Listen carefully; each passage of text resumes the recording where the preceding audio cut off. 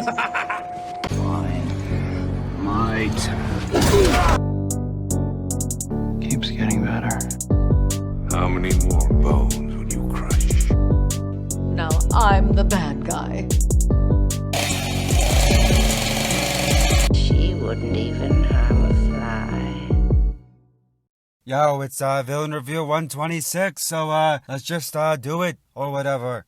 Yo. Breaking Bad is often regarded as one of the best, if not the best show of all time, right next to Bear in the Big Blue House, of course. Walt, Jesse, Mike, Saul, all these awesome characters are fantastic. Whenever people talk about Breaking Bad villains, however, all we really talk about is our favorite Chicken Man. But what about Tuco from the show's first season? How good of a villain is Tuco? Let's break him down and find out. No! This snatch. In the world of Breaking Bad, the Salamanca family has a rich history of passing down the hard-working job of drug dealer generations from generations. Uncle Hector, El Primos, Lalo, Gonzo, Abuelita. Well, actually, we don't know if Abuelita's a drug dealer, but yeah, why not? Let's just assume she is. Point is, the family sells more drugs than a CVS during happy hour. And among the family Salamanca is Tuco, who when we meet him is the main distributor in the family's Tylenol operation. The only real backstory we get for this guy is that he grew up learning the ways of the drug from his uncle Droga, and would even get hooked himself, leading to violent outbursts and overall just being insane. He might not have a fancy yellow-tinted backstory like Gus, but that's okay because in case you didn't pick this up, okay, get this, he's not Gus. The two are completely different villains in the show, and with that in mind, I think Tuco not having a big crazy backstory is perfectly fine. He's a drug addict who sells drugs because his uncle is a drug lord. It's pretty straightforward. Tuco is the villain in season 1, so when we meet him, we're still getting to know Walt and Jesse, so there's not quite as much time for Tuco backstory. It's not like, oh man, Walt has cancer, that really sucks. Meanwhile, when I was 7 years old in the mean streets of the desert, yeah, that would not work too well. I'm relaxed. The Salamanca family has a wide range of personalities. People that don't talk, smooth talk, bell talk, and with Tuco, yeah, you got crazy talk. Every family kind of has that one crazy cousin who's hooked on drugs and has beaten up like a McDonald's employee or something like that. And Tuco is definitely that cousin, but also so much more. On the surface, Tuco is just a firecracker who's exploding in every direction, beating up his own men, breaking legs for fun, and we've seen this kind of villain so many times before. Having that unhinged, crazy type villain, it's nothing new, and it's one of the dozens of cliche villains storytellers run to when just they're feeling lazy. Tuco, however, is so much more than just a crazy drug addict, and there are nuances to the character that really flesh him out. He might not be as smart a villain as a character like Gus, but don't mistake his erratic nature for being dumb. Especially in his final Breaking Bad moments with, like, the burrito and stuff like that, we see that he's by no means unintelligent. Yeah, his personality might lead to some dumb mistakes, but like right here, he doesn't punch Mike in front of the cops because he's dumb. I just don't think he gives a fuck. Another part about Tuco I really like is his love for his family, and I think it's a strength for all the Salamancas in general. The care for his uncle makes him more than just a crazy drug dealer, and I really like that. A huge part of what makes this guy so good is Raymond Cruz because the performance is fantastic. He's always intimidating because we never know what Tuco is thinking and what crazy move he might pull next. He's really scary in those moments where he's about to break someone's legs, but even more than that, he's scary in the quiet moments where you don't know what he's thinking.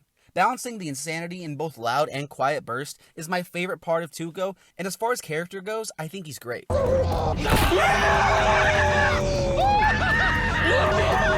yeah! Hell yeah! Breaking Bad is a show very much based in reality, and because of that, all the characters feel very real. There's no cartoonish characters thrown around to make things exciting, and especially before we get Saul, a lot of the characters more or less match the show's serious tone.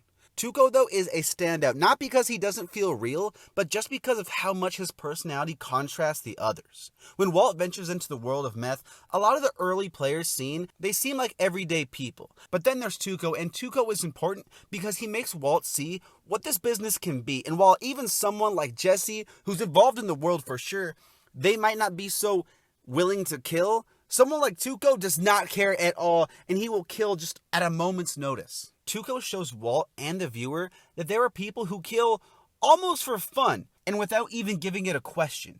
Because of his explosive personality, every scene Tuco has is incredibly riveting. It keeps us on the edge of our seats, waiting to see what he does, and we're just left sitting there praying, just praying to the gods that nothing happens to our boys Walt and Jesse. There are so many good Tuco scenes in both Breaking Bad and Better Call Saul, it's hard to pick. I love the one with the two douchebag skater bros. I love the one where he kills Nodos, the final scene, and all of those sweet cooking moments. Those are fantastic. Tuco scenes are always a show highlight. I like doing business with a family, man. There's always a lot of collateral. A lot of the characters in Breaking Bad are pretty immoral. Everyone except maybe Breakfast Boy, but none of them are really evil. Actually, that's not true. A lot of them really are if you think about it. But I think Tuco might be the naughtiest of all. In Better Call Saul, he goes into rage mode because these two hipsters disrespect his abuelita. He beats up Jesse because he can. He kills Nodos because of pure disrespect. And he does a lot of other crazy stuff. He's a good villain because he's dangerous. He's unpredictable. And whenever our main characters are around, there's a level of nervousness because we all know that Tuco could snap at any given moment. And it's this stuff, it's this tension between Tuco and the other characters. The fact that we know he has done bad and he will do bad again. It's that tension that makes him so good. Tight, yeah. Blue, yellow, pink. Whatever, man. Just keep bringing me that. I think that the fact that he's the first real big villain in the show, Tuco is a really strong start. He might not have the backstory that Gus does, but he's just a really solid villain. The performance is fantastic. He's intimidating, energetic, fun to watch on screen, and he's a great first, boss battle for Walt and Jesse to go up against. Tuco's an awesome villain. I love him in both shows. It's always a treat. I'm going to give him an 8. Cut their throats, and then I pull their live tongues through the slits! Bitch! Thank you so much for watching, and if you enjoyed this video, you can hit subscribe because I make a new villain review every single Monday. That's right, every Monday, a new villain reviewed. Subscribe to see him. Let me know what you think of Tuco in the comments below, and as always, who I should review next. Thanks again for watching. You're the best. Have a good day. Look at the sun. Don't look at the sun. I swear. No, please don't look at the...